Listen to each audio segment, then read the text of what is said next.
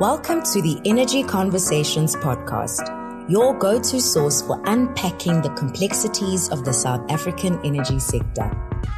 My name is Thokozile Zambane. I will be your guide, and every 2 weeks, we will be on a journey of bridging the knowledge gap surrounding South Africa's energy sector and the transition to a low-carbon economy. Welcome back to the Energy Conversations podcast, where we break down the complexities of South Africa's energy sector into digestible insights. I am your host, Thokozile Zambane, and in today's episode titled An Overview of South Africa's Energy Policy Framework, we will provide an overview of South Africa's energy policies and discuss policy issues related to the sector. I am excited to have two seasoned energy experts who have been involved in developing legislation and policies for South Africa's energy sector joining us for this conversation. Ruse, Moleshe and Maduna Ngobeni are revered energy experts and policy specialists, and together we'll be answering your questions around South Africa's energy sector policy in order to make the sector more accessible and understandable for ordinary South Africans. But before we dig into the topic, let's begin with some introductions. Perhaps you can both share briefly what your roles have been in the energy sector. Ruse, let me begin with you. Okay, my name is Ruse Moleshe. I'm a managing director of an energy consulting and advisory company called the Rubik. I've been involved in the energy sector for over 26 years, including in the policy space, financing of infrastructure across sub-Saharan Africa. Thank you very much, Ruse. That's quite extensive experience. Maduna, what has your journey been?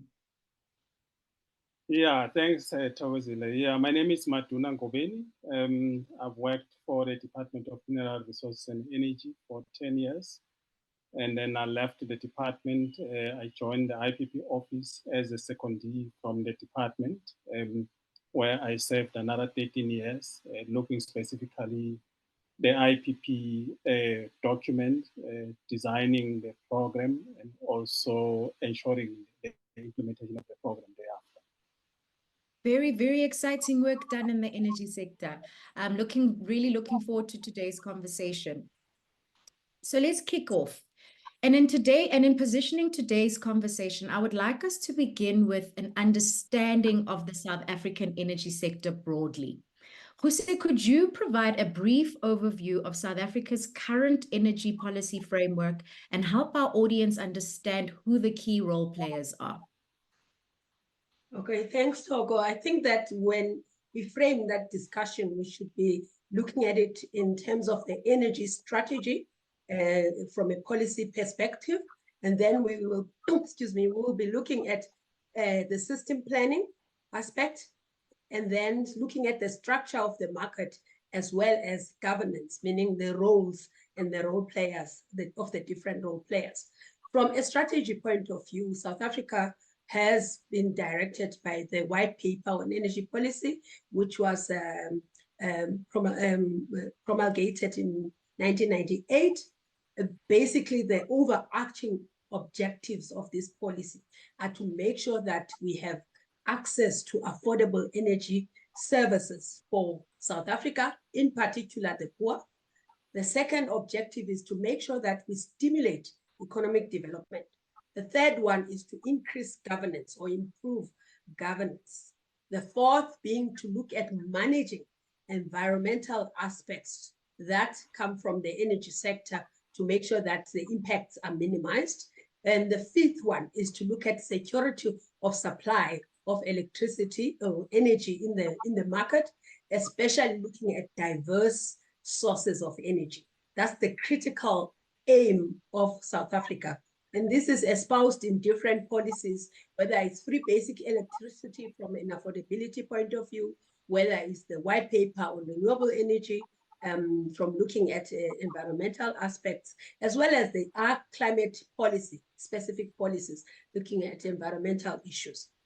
And then from an energy system planning point of view, we have what we call the integrated resource plan, which looks at the energy sector, electricity sector in particular, from a supply, demand point of view, looking at various scenarios of a potential demand and which technologies will be used to meet that demand.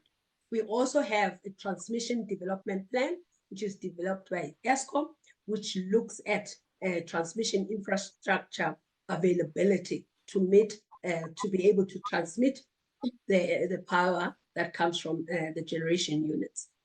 We also looking at an integrated energy plan, although it hasn't been updated for a long time. And this is where you bring in the oil and gas aspects of petroleum sector into the space. But this is still a gap we have in the market. I think, in my view, another gap we have, we don't look at an investment plan to go together with what we have.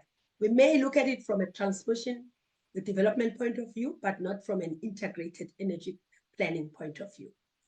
The other aspect of our framework of energy policy, which I alluded to earlier on, is looking at the role and governance. And the key players, especially from a whole industry structure point of view, is Eskom, which generates over 95% of electricity in the market. They source electricity from independent power producers, as well as from the region in the form of imports.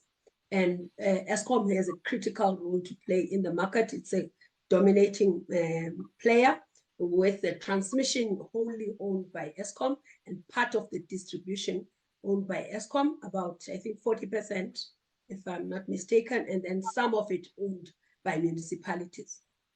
So from an Eskom perspective, now governance perspective, Eskom is governed, or the shareholder is government through the Department of Public Enterprises.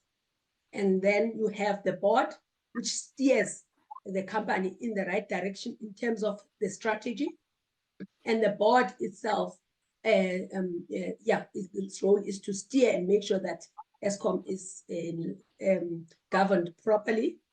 Then you have the ministry in the presidency, Minister of Electricity, which looks at load shedding challenges that we are facing and tries to resolve them, and working with Eskom with respect to that particular aspect only.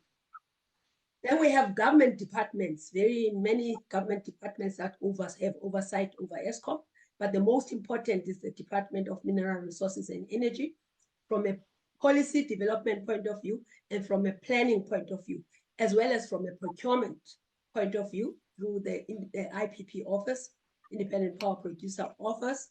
So those are the responsibilities that that organization have. We have National Treasury, which helps with the financing or fiscal framework to support Eskom. Then we have the Department of Environment, Forestry, Fisheries and Forestry, which looks at compliance from an environmental point of view, whether it's a pollution by the power station or just general green policy for the country. We have National Treasury also looks at taxes. For instance, the carbon tax is one of the elements that they look at.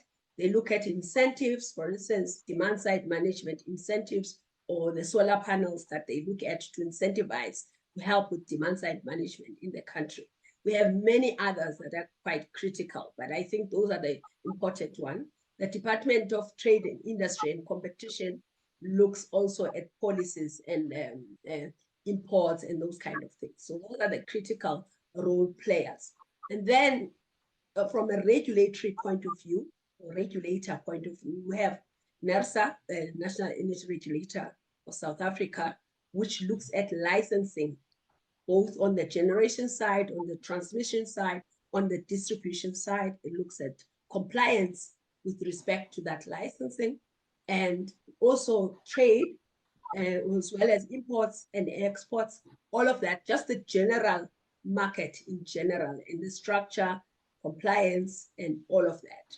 I think another critical player is a national nuclear regulator, which regulates specifically the nuclear sector in South Africa. Eskom, as we know, owns Quebec, which is the nuclear power plant based in Cape Town. And so in terms of regulation of safety management of waste and all of those things. That is the accountable authority within which Eskom reports. There we have, I think I mentioned the municipalities, but we also have IPPs because we are trying to transition as a country from the current market structure, which is a vertically integrated traditional market structure, to a competitive market.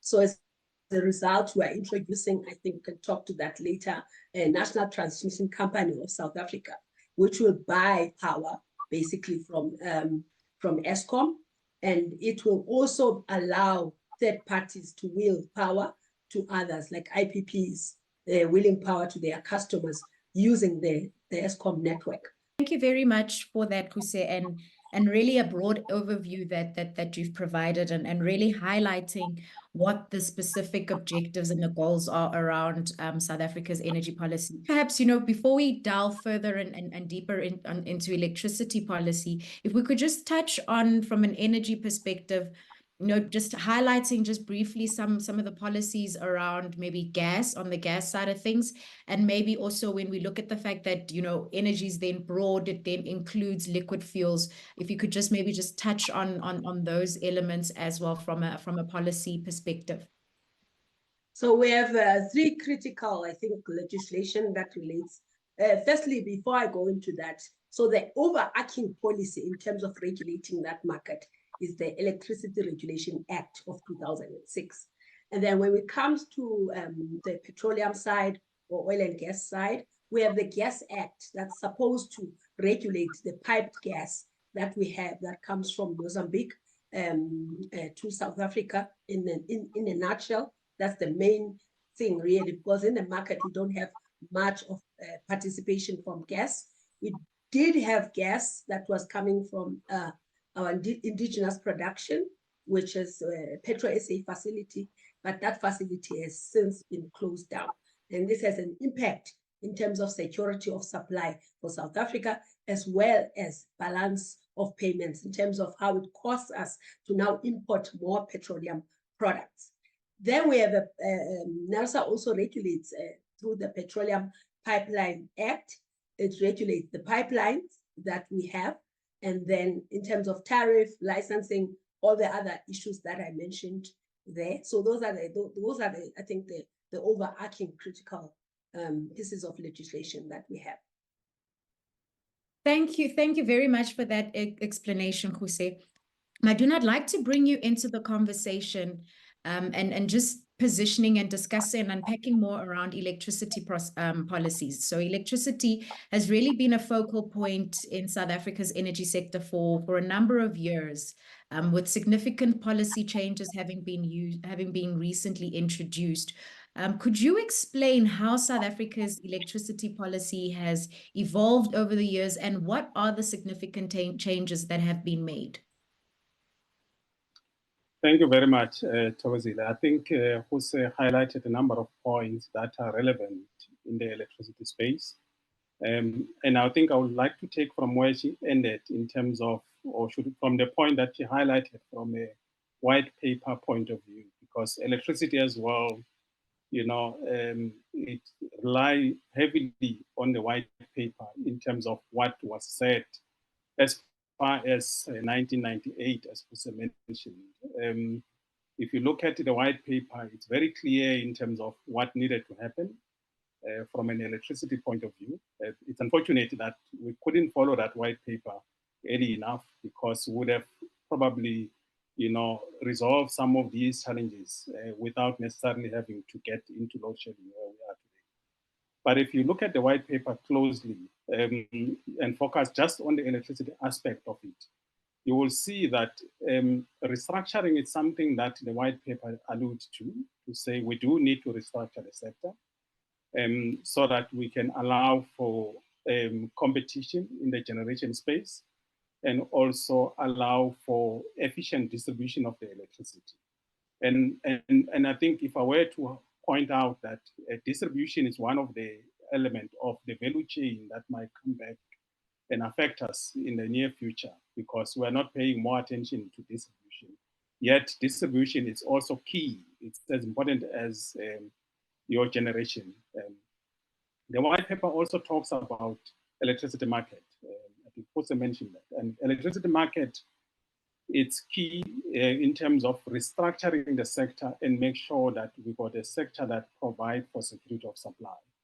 And you can think that this was something that was highlighted years ago.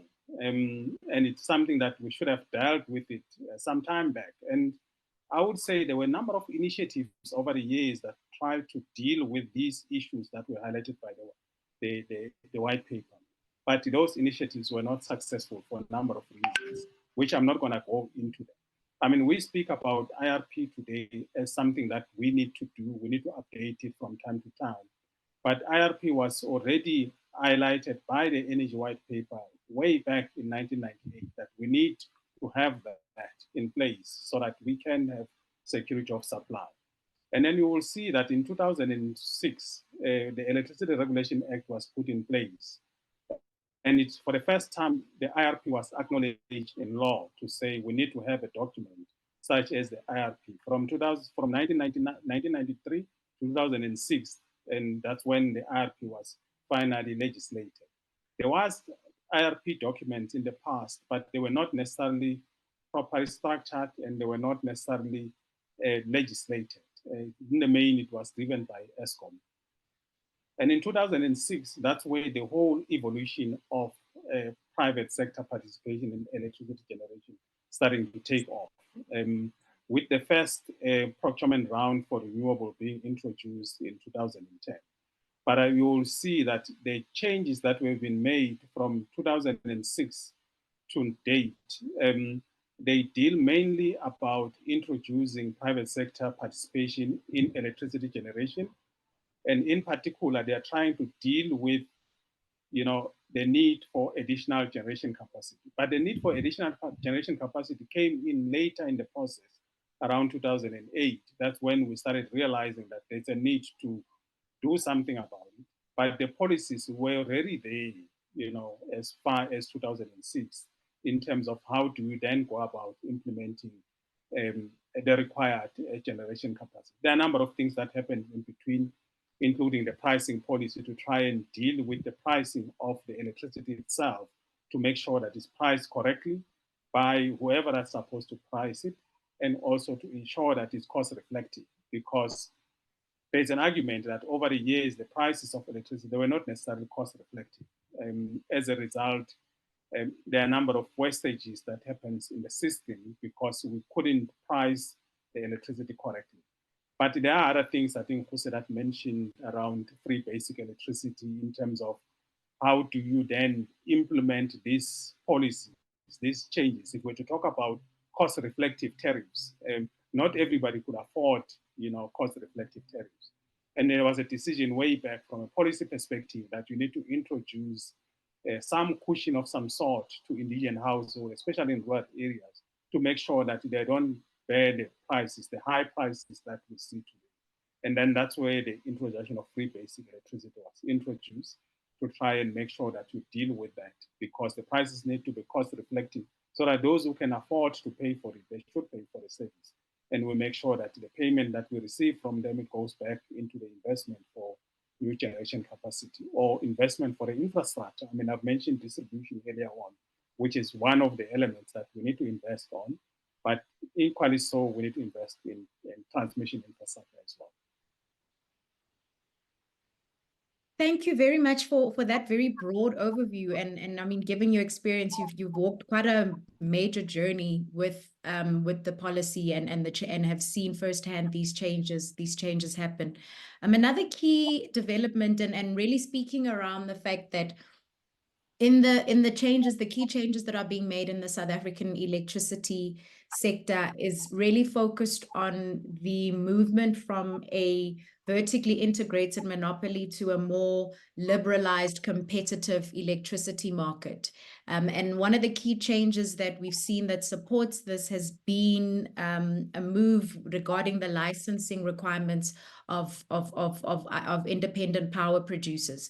Could you perhaps expand more around this and just providing more color and clarity around the implications of a liberalization of the South African electricity markets, and what impact that then has?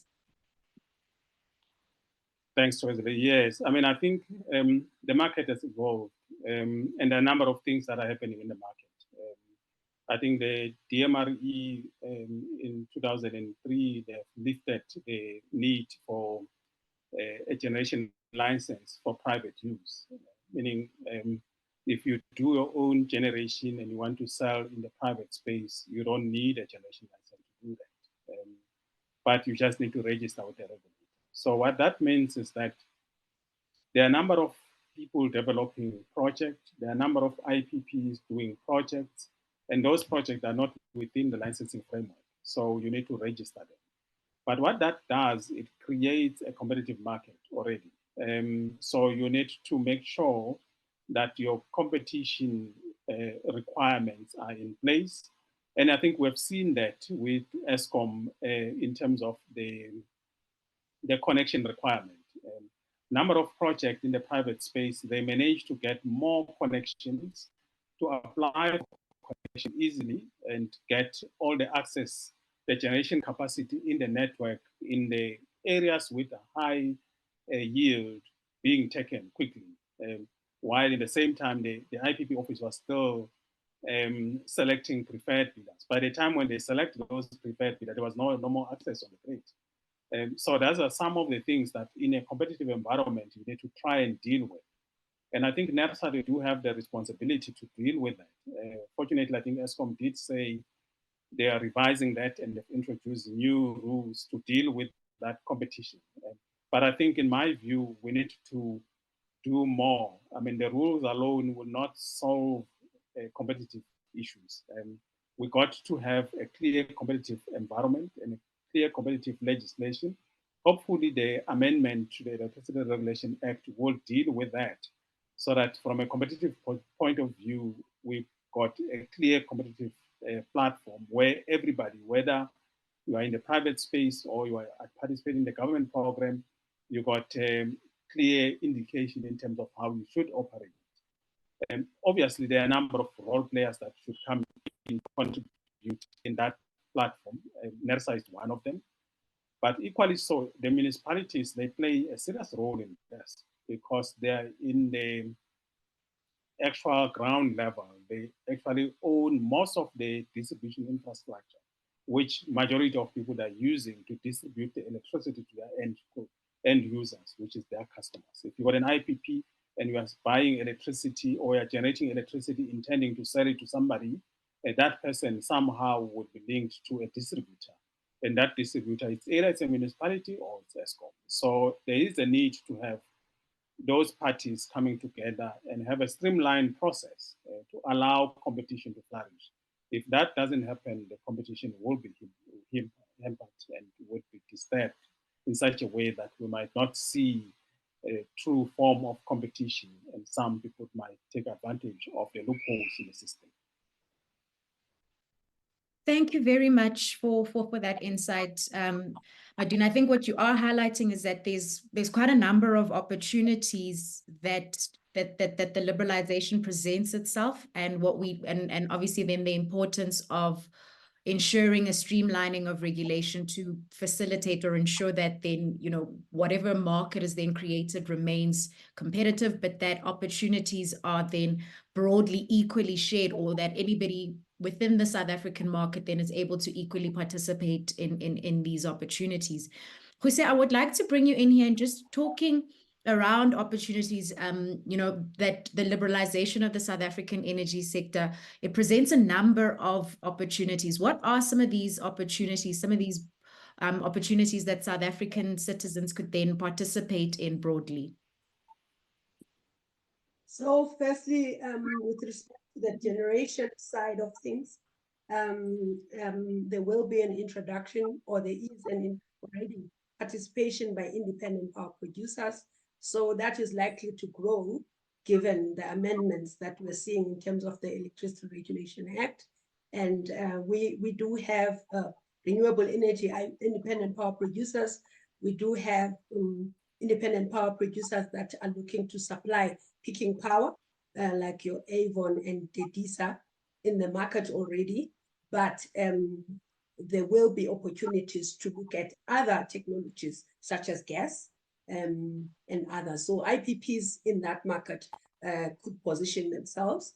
The other potential opportunities with respect to the transmission infrastructure, where Eskom is indicating that they won't have all the resources, especially post 2027, to be able to develop all the infrastructure that is required, particularly in the areas where there's a requirement for renewable energy and there are better resources. So there are models that are being looked at, and through the National Transmission Company of South Africa, there could be potentially another procurement process that is similar to what we have with the IPP offers.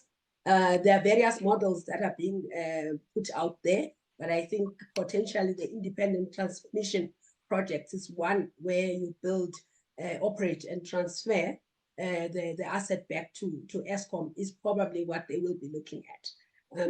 What is critical to think about there from a government perspective is we provided guarantees for the renewable energy IPP program. They were onerous on the fiscus. And so can we have a model that is not as onerous on the, but those are the opportunities. And then you have opportunities, energy efficiency, demand side management, objectives, supplying of solar, rooftop solutions, and such opportunities, including consulting in terms of transaction advisors, project development. There are many opportunities one can talk about. Thank you very much for that, Ruse. And I think what's also very important when we're thinking about the opportunities that are available is the value chain opportunities that also exist, and a need for actually localizing any support of those projects. Could you perhaps expand on, any potential value chain opportunities then, perhaps within the power generation value chain, or in the transmission value chain, or any of the other value chains that we could see, and expand on opportunities that South Africans could consider? So basically, I think that on the generation side of the value chain, I alluded to the fact that we have independent power producers that could come in. I think, though, from a localization point of view and a manufacturing point of view, which would have a real impact in terms of the economy, we still have to think about that, because these are highly controlled markets. If you talk about for instance, a renewable energy wind power project, as an example, this is heavily controlled from a monopoly point of view of manufacturing by tier one type of manufacturers. They are based in certain countries, and they select who the suppliers could be. And that's typically about 70 to 80% of the total size of any transaction. So I think we should be realistic in terms of the opportunities are in the periphery for South Africans, but getting into manufacturing turbines, manufacturing these big infrastructure that are a big element of these projects, that's really not on the cards right now. So we end up talking about job opportunities, we end up talking about transmission, development of transmission infrastructure as independent projects, and we talk about consulting as well as participation as local entities. I think that some of the parties that had participated in the past in the renewable energy IPP projects, for instance, that are local, can go on their own and look at projects. Thank you very much for that, Ruse. I think what you're also highlighting is the fact that these projects can very often be very capital intensive, which then does prohibit participation of small players. And I think what then becomes important is that when government is looking at programs, that we look at programs that in some way support the participation of local South Africans in these projects, understanding and recognizing the fact that, as you've mentioned, there are certain monopolies at play from a manufacturing perspective, and there are certain balance sheet requirements and limitations from a project development perspective, and it therefore becomes important that as government is looking to liberalize the South African market, it does so in a manner that actually protects participation of local South African citizens in those opportunities, and does so in a way that actually ensures economic growth for South Africa, where those that spend actually stays and sits in the country. And we need to then look very carefully at the necessary incentives or programs that would need to be put in place, where we are seeing more South African manufacturers that are able to benefit from these programs. And I think what's quite important, and when we're speaking about government programs, Maduna, I'd like to bring you back into the conversation here, in that you were very instrumental in the development of the independent power producer framework, and as well as the establishment of the IPP office. Please, could you explain, how the renowned South African Renewable Energy Independent Power Producer Program was developed? Thanks, Thokozile. I think, if you look at the program, and I think I'm glad Ruse already mentioned some of the issues confronting the program. But just from looking at the establishment of the program itself, the program was started in 2009 when there was already an issue with the current generation capacity. And also there was an issue about diversifying our generation portfolio. But most importantly, to bring in renewable energy into the mix.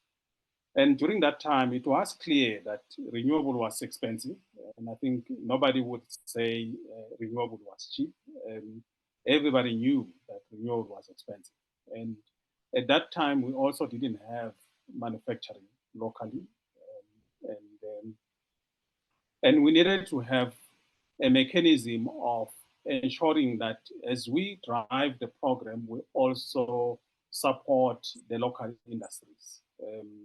And a number of things that were done to do that. Some of them were successful, some of them were not necessarily successful. Local content is one of them. And people were required to source certain elements locally in the design of the program itself. And those local elements were increased from one window to another to ensure, to give people some time to plan and create some local industries that will support the program. For instance, if you look at the local content from round 1 to round 2, those numbers continuously being increased. I think with the last round, the minimum commitment, depending on the technology, was sitting around 40%, or around 4%, for instance, in terms of local content. So there were a number of things that went into the design of the program with a view of supporting local industries and local development. But I think from a country perspective, we have to focus and we need to decide in terms of what is it that we want to drive and why we want to drive that particular agenda from a local content point of view. Because if we don't do that, we will create artificial manufacturing, which when the program stops, that whole industry will also collapse, which is not the intention. So we need to create industries that will be sustainable over a long duration of time, and industries that will continue to be sustainable beyond the program. Because if those industries are only dependent on the program, the world collapse as soon as the program comes to an end. Remember, we're not going to build forever. At some point, we will stop the build program. And then when that program stops, we should have gained enough momentum as a country to drive those specific elements that we've been pushing and drive those local content and move with them into the future, and also probably supply the region There's those industries that we should have developed. And in my view, I think the state must also play a critical role in that, because if not, whatever that people do trying to do local content will collapse at some point because it doesn't have the base. And a number of things that one could look at as example, for instance. I mean, when the program stopped in 2008, thereabout, in 2014, thereabout, most of what was already developed, for instance, from a PV manufacturing point of view, those things collapsed. And they needed to start from scratch because they were heavily dependent on the program. But if you look at what we've achieved, what I could say we really achieved from a program point of view, it's things like pricing. I think if you look at the pricing of PV, kilowatt hour generated from PV, for instance, it has dropped so much. I mean, if you look at from where we started in 2010, where we were charging for PV pricing around 280 thereabout per kilowatt hour, to where we are today at 60 cents, below 60 cents per kilowatt hour for PV. It's unbelievable. Obviously, that 280 was a 2010 prices. Now it has escalated with CPI. It's much higher than that. But if you just compare the two, it shows what we managed to achieve by having a structured program, a program that makes sure that there's heavy competition in terms of whoever that want to participate to drive the prices down and benefit the consumers. Of course, we need to move further. I think probably we have done that. Now we need to start developing local industries. And we need to be sure which local industries we want to develop and how we want to develop and what kind of support are we going to put behind those local industries to make sure that the program doesn't just generate a megawatt into the system, but it got long-lasting effect on the South African as a whole, from a business perspective and also from an economic perspective. Thank you. Thank you very much for that, Maduna. I think what you're also highlighting and what's critical is, again, whatever local industry is established in support of the program needs to extend or have a lifespan beyond the program. And I think what we perhaps then need to be considering is the fact that the rest of the continent is also undergoing a transition, or there's also electricity challenges on the rest of the continent, and perhaps there's scope for this for South African public or private sector to be viewing South Africa as a potential manufacturing hub for renewable energy technology, but looking broader or beyond just the South African market, perhaps as avenues in order to support the growth of that industry in South Africa. But a key thing and a key component that you also spoke about was local content. And how, and especially because that falls under the broader economic development obligations that were structured into the Renewable Energy Independent Power Producer Program. And it was quite exciting at the beginning of the program when you saw the qualification or the evaluation criteria had initially positioned economic development obligations as being 30 out of 100. But we've seen some changes in that regard over the years. Could you perhaps just expand on, beyond just local content, what the other economic development obligations were, and this change that we're now seeing in terms of the evaluation of projects and their EDO obligations?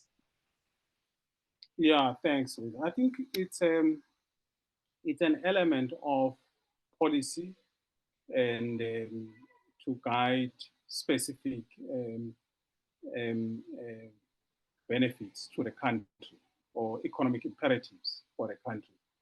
And I think if you look at what is happening at DTIC and you look at what's happening at National Treasury, you look at what's happening at the DMRE, you could tell that, I mean, there are different competing interests which exist between the three spheres of government. I can throw in ESCOM as well, by the way, in terms of the different interests. So that it makes it difficult to focus and have a program that will save on the same principle and also deliver the same economic development objectives. So coming back to your point in particular, the DMRE over the years, they had an exemption from the triple PFA, which allowed them to firstly have minimum requirement in terms of economic development.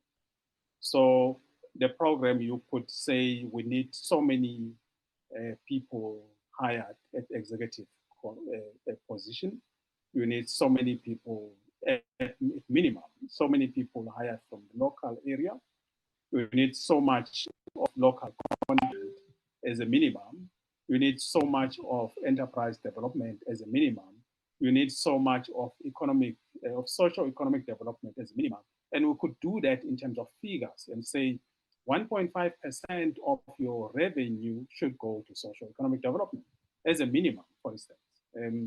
You could also say the community where the project are allocated must take at least 2.5% of the shareholding, which should be sweet carry. So all of those things you could able to do them with an exemption that was provided by National Treasury under the triple PFA.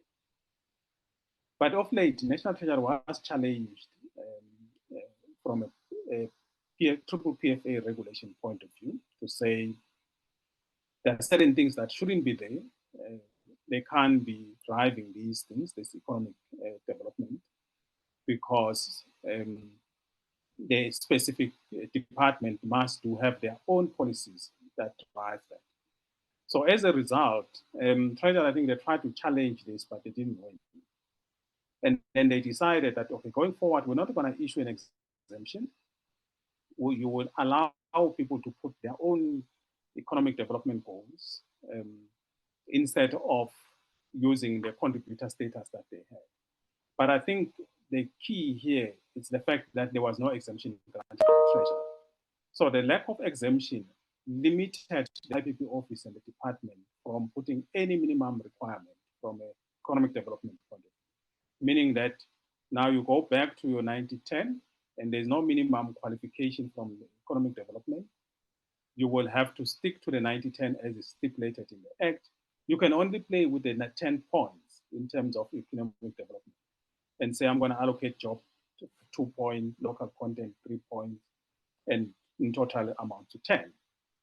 But if a person does not put any local content or job or enterprise development, you cannot disqualify that person, right? So you can only say you get 0 out of the 10 because you did not give any commitment.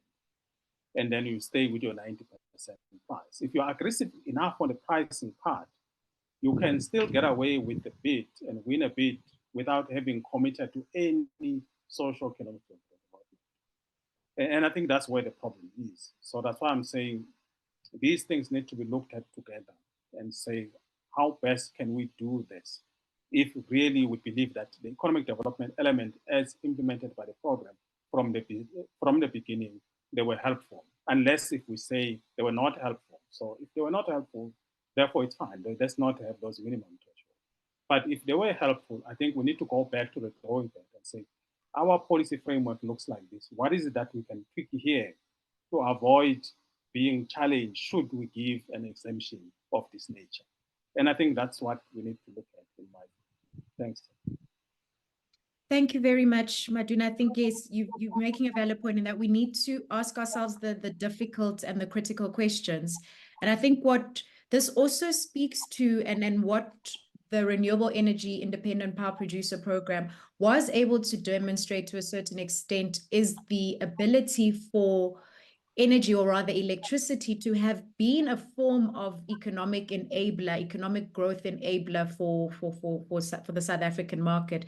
And Ruse, I want to bring you into this point, in that where do we now currently stand or sit in terms of South African energy, the South African energy policy framework in relation to the country's national development objectives and priority? Can we still be looking at energy as an enabler, or where does the current policy sit in terms of supporting the broader national development objectives and priorities? I think that, yes, in terms of our current objectives, obviously from an economic point of view, we are looking to grow the economy, localization, looking at jobs. And one of our critical sectors of the economy is the industrial sector. And I think we talked earlier on about local content and examples. We tried to squeeze this out of the Renewable Energy IPP program, even though it was not working. But we have real good examples in South Africa. The gas to liquid facility in Mossel Bay was a very good example of using indigenously produced gas to be able to supply the petroleum products in the country. And at the same time, creating a whole local economy within that area that employed so many people, had other tripling down effects that we had. So there are programs like gas, for instance. If we are looking at beneficiation, we obviously are not going to be looking at variable energy to support that industry.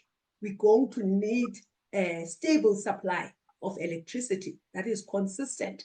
And we would avoid the question or the challenge that comes with us importing petroleum products if we spent enough time developing our policies to support a development of a gas market in South Africa that looks at developing proper infrastructure and enabling all our efforts in one, bringing in those role players that I talked about, National Treasury, bringing in the Department of Trade, Industry and Competition, and bringing in all these important role players to enable us to do this. But the other challenge that from a policy point of view, that in my view we decouple energy from the economy from a planning perspective. I alluded earlier on to the fact that we have an integrated resource plan. We don't have an integrated energy plan that is updated, and we don't have an investment plan. So each department can just go on and do it. We had a concerted effort to say, if we are going to save from using our very limited resources financially to go and import something that is going to be in dollars, and we can use that gas that is in rand in South Africa and have the supporting regulatory framework to make that happen. Why are we not doing it? It's because we are just focused on looking at what other countries and examples are happening. The REAP is the way to go. I'm not saying it's not, but I'm saying that there can be real benefits that are local jobs, that are local content, that are saving on a foreign exchange by developing a proper regulatory framework that enables and supports gas in South Africa. We already have the resources offshore. So that's what we need if we, and from an economic point of view, we are to support an industry that will require intensive energy, unless we are looking to do services as an economy. So we need to decide, what do we want to do? The apartheid government decided that the crux of their policy was to ensure that they reduce the electricity prices, and they have sufficient supply to mitigate against sanctions. And they wanted to build that economy, and they went with it. Yes, they excluded a lot of people, that South African, indigenous South Africans, from electrification. But from the policy that they had set themselves, they delivered in terms of providing the energy solutions that are aligned to that policy.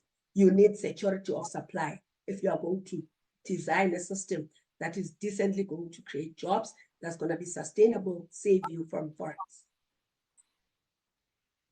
Thank you very much for that, Ruse. I think what you're highlighting is the fact that when looking at South Africa's energy sector and development priorities, that we need to really be alive to the local realities. We need to be looking at the lived experiences of South Africans and trying to be addressing what is happening currently in South Africa, and that we can't necessarily follow a copy-paste approach.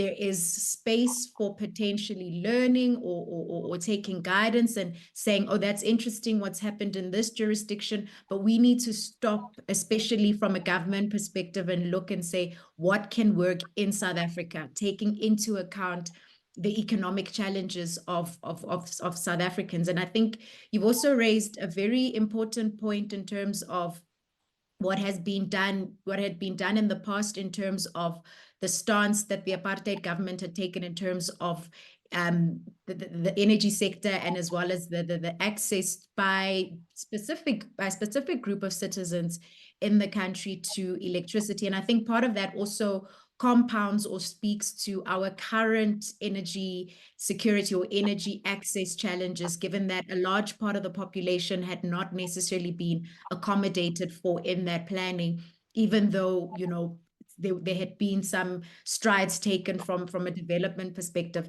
And with that, Maduna, I want us to just talk around the lived experiences and the reality of South African citizens, in the sense that a large number of the South African population is living in rural areas and impoverished communities.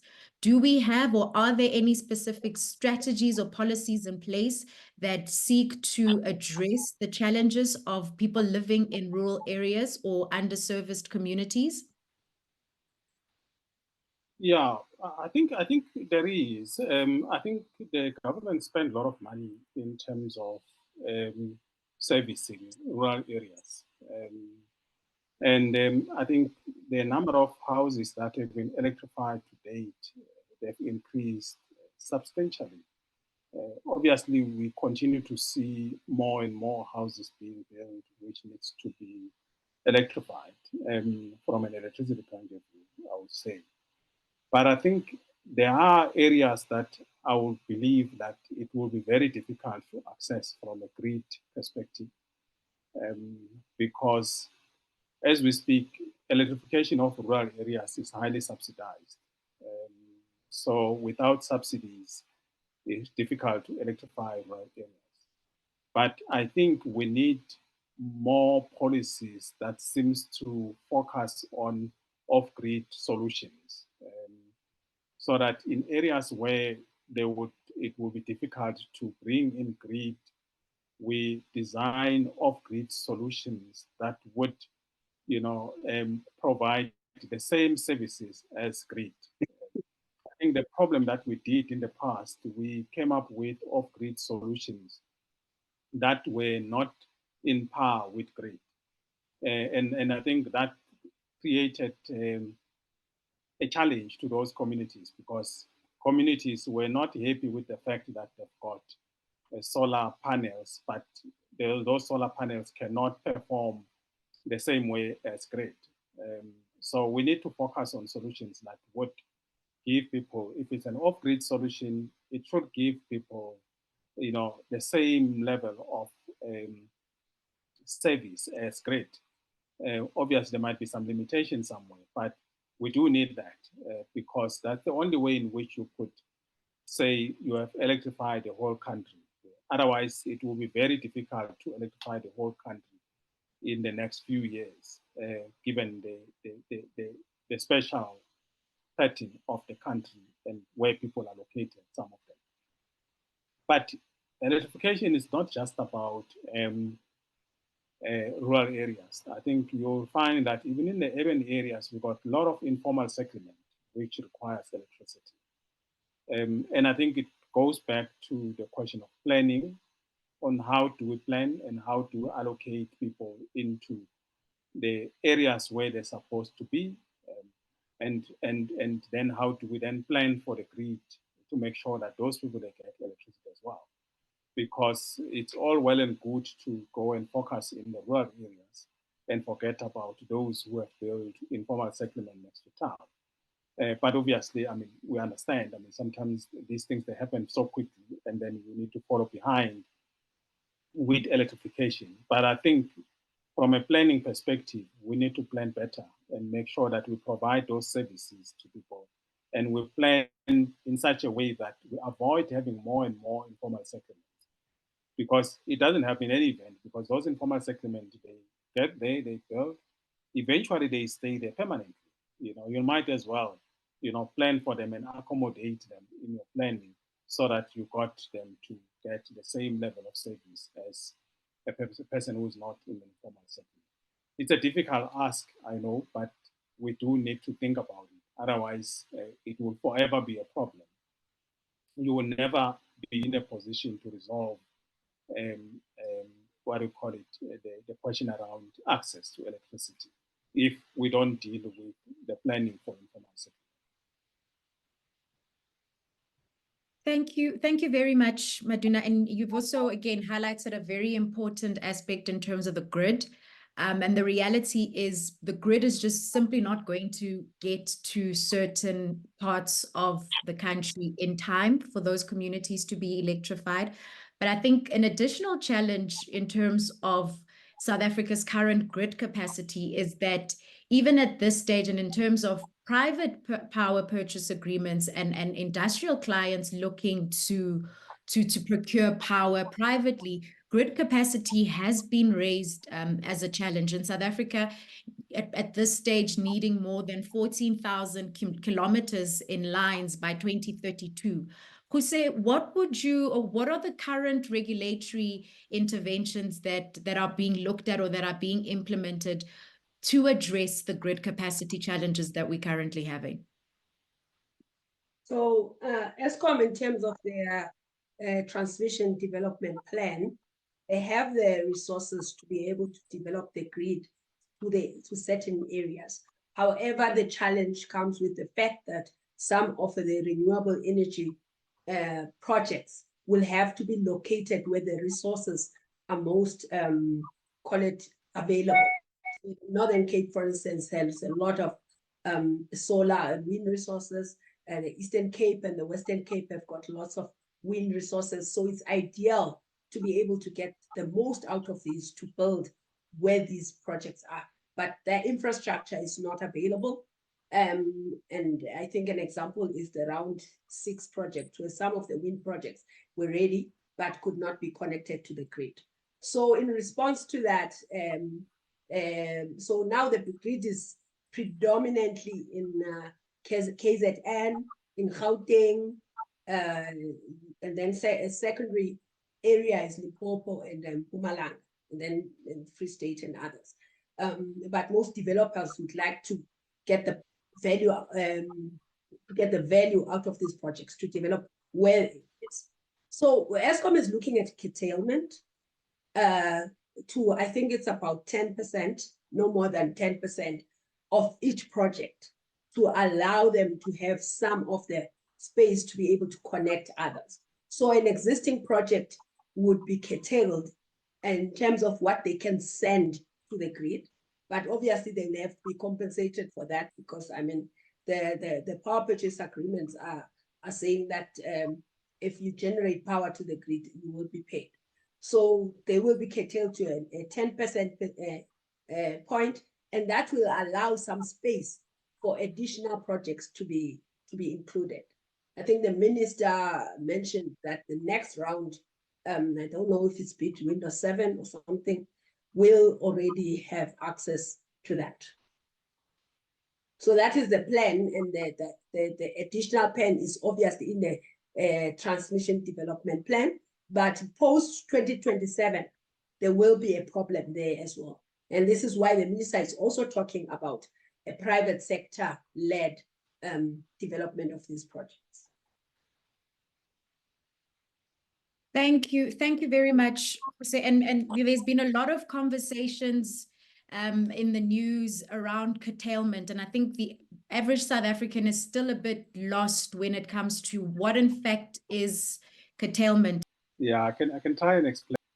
I think what happened is that the network, the way it's designed, it got 100% redundancy. They call it N-1. So meaning when you generate, you got more energy in the network and you can't evacuate it. Yeah. So when that happens, it means you have to ask certain generators in certain areas, depending on where the congestion is, to say, please don't generate. And then when you stop them from generating, but you still pay them. That's what is referred to as curtailment. So curtailment is a term that normally happens in the renewable energy space. So if it's a dispatchable plant, so dispatchable meaning that you can tell the plant to generate and you can tell it to stop. Like if it's a gas plant, you can do that. But if it's a renewable plant, you can't do that because the plant is designed to work, and even the model, the financial model, is designed in such a way that they assume 100% generation of the plant when the sun is there. So immediately want to say, don't generate now because there's a blockage on the system. It's an opportunity cost. So they lose that opportunity to generate because the sun was there. And that opportunity lost, it will never be recovered. Therefore, they need to be compensated for that. So they call it self-dispatch plant. So meaning whenever the sun is there, they need to generate and feed into the system. But you can deal with that if you've got storage. So if you've got storage, you can, instead of curtailing, you can take the energy, put it in the storage when there's too much energy, and release it from the storage when the sun is not there. So you just need to build more storage on the network, and then you can minimize the chance of curtailment. But obviously, I mean, curtailment would happen in different points in the network. It could happen where you don't have storage. So you've got to try and manage that. So if that happens where there is no storage, you have no choice. You have to ask the renewable guys to lower the production, but pay them for that. That's where NERSA also come to the picture, because they need to allow Eskom that cost, to be able to pay that IPP that didn't generate, yet they were in a position to generate. Thank you very much for that explanation. It's all sounding like more costs or more obligations that are then being placed on the fiscus. I think, Ruse, in your intro, when you were providing us with the overview of energy policy in South Africa and the different role players, we also then looked at or had a view of National Treasury also being there in the mix when we're looking at Eskom. Could you expand on the relief that was recently provided by National Treasury to Eskom? Okay, so the context is that during the Eskom Build program, there were cost overruns, and Eskom obviously sources funding from the market, and as a result, now they owe about over 400 billion of a debt that they need to service, which is expensive, and it's burdensome on the utility to be able to do other things that they need to do, because they spend a lot of their money servicing that debt. And so National Treasury had to come up with a plan to help Eskom in this regard. They've been helping them by injecting as the sole government as a sole shareholder. When you have projects and you have equity from other players, you get the different equity players putting in money to help you when you're in trouble. So government is the sole owner of Eskom, and therefore government, being us, the consumers, then supports, has decided to take over that debt and service it as South Africa. And that will allow Eskom some room to be able to do the maintenance that they need to do, and that will allow them to be able to go to the market and get money. Obviously, there are conditions that come with this. This includes that Eskom must now be more efficient. They are not allowed to add new capacity, meaning building themselves. The market is allowed to build. So this is the dispensation within which we are talking. And already we have seen some results from Eskom having increased their planned maintenance. It was hovering around 3,000 megawatts, but we see now like 7,000 megawatts that is planned maintenance, up to 9,000, 10,000 at some point. And this is also what has been articulated in this report that was recently released, which indicated that Eskom is compromising the availability of the plants relative to making sure that they diligently do maintenance. So this will help to a large extent, but Treasury will have conditions in terms of which Eskom should comply with to make sure that Eskom is sustainable and they don't keep on coming in and helping them. Another mechanism, National Treasury is also taking on some of those responsibilities, trying to make those municipalities adhere to certain rules in response to taking over the debt. It's really, at the end of the day, going to impact on all of us as South Africans. And we talked earlier about the white paper on energy policy having 5 objectives, one of which was to increase governance. So from a policy point of view, it's one of the failures that we have. We've had the objective in the white paper, but we have not been able to adhere to proper governance mechanisms that would prevent the risk of South Africa having so much wasteful expenditure and a high level of debt that now the fiscus has to take over. Our economy is not growing as much as it should, and yet we keep on taking on debt, taking on responsibilities that will be heavy on the market. It's a big challenge for our sustainability as an economy, and it's something that South Africa really could have or should have avoided. Maybe just to round off or close off the conversation and all of the developments and the changes with the South African sector, the energy sector, undergoing this transformation, and specifically the electricity market, IPPs and off-takers are looking then for new ways to be able to access affordable electricity, given the challenges that Eskom is currently undergoing, where they're not able to supply at all times, and most South Africans needing to manage load shedding challenges and load shedding schedules. We've seen the emergence of a number of different role players or new role players in the South African electricity market in the form of aggregators or traders. So you're seeing a number of companies that are buying this power from IPPs and selling them to private customers. But what then this brings into play, and for these kind of arrangements to actually work, we're seeing a higher emphasis or more importance placed on wheeling.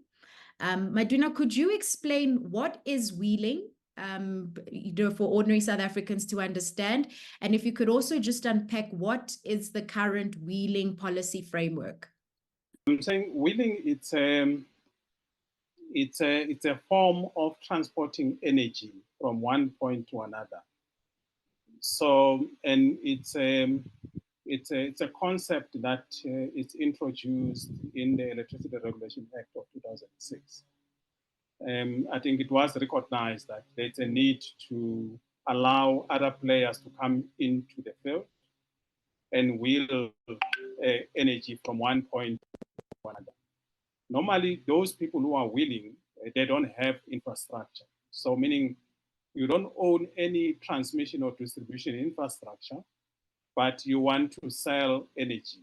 You made the point about new entrants, IPPs generating and selling to other private offtake. They do that, but they don't necessarily have the transmission and distribution infrastructure. So they will rely on either Eskom distribution or Eskom transmission or distribution owned by municipalities to move their energy around. So that's what wheeling is. So the example here is a trader. So a trader is a person who would make a contract with a particular person who owns either solar panels. This person generates electricity using his solar panels. Now he wants to sell this energy. The trader could buy the energy from you and say, sell it to me. I'm gonna wheel it and go and sell it to somebody who's sitting 100 kilometers away from you. But I'm gonna use the Eskom transmission line to get the energy there where it's supposed to be. And then I will go and sign a contract with the person who's sitting 100 kilometers away from you and say, I'm gonna sell you X kilowatt hour. You don't ask me where I bought it, but I'm gonna sell it to you because I'm gonna buy it somewhere.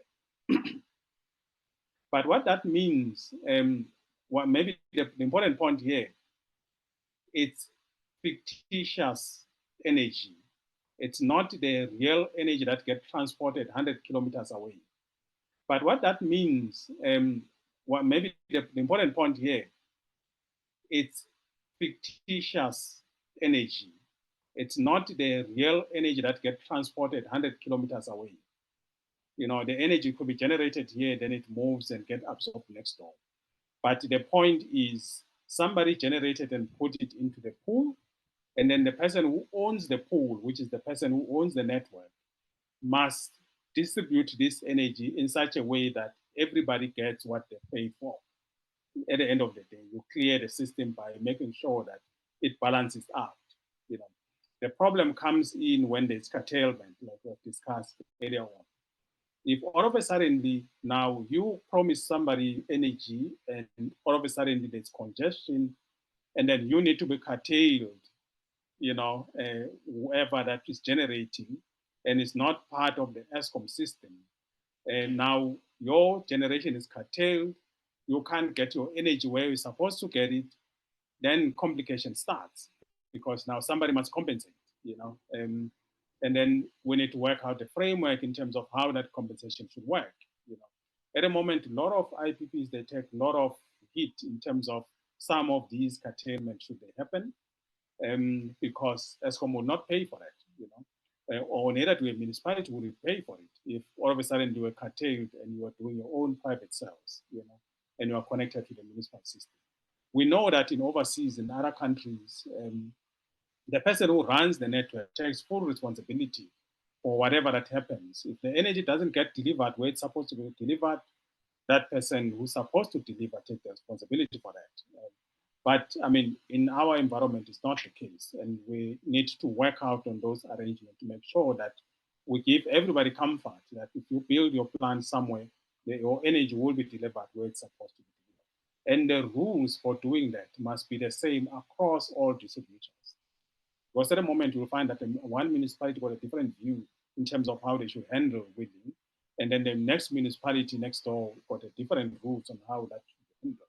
Yet, the network needs to be integrated together with the network, with ESCOM network, to make sure that when you put your energy into the system, it will be delivered at the same cost wherever it's supposed to go. And you know exactly if it doesn't get delivered, what are the consequences associated with it. But I suppose, I mean, it's a new market. It will evolve and we will improve with time, and we'll make sure that some of these things are covered properly as we proceed. But for those who build power plant closer to their customers, let's say, for instance, in the mine, you build your power plant, your PV panel next to the mine. You don't connect to anybody's network. You build your own network from the mine to the power plant. There is no problem there. Easy, easy to manage. The problem starts when you start mixing it into the power pool. And then that's where you need to find better ways of managing it. Make sure that it's a fair play across all generators. Thank you. Thank you very much for that, Maduna. I think in today's episode, you both have shared such invaluable insights. And that all brings us then to the end of this installment of the Energy Conversations podcast. And I want to extend my sincerest gratitude to our esteemed guests, Ruse, Moleshe, and Maduna Ngobeni, for sharing their invaluable insights and expertise. Today, we continued the journey to demystifying South Africa's energy landscape.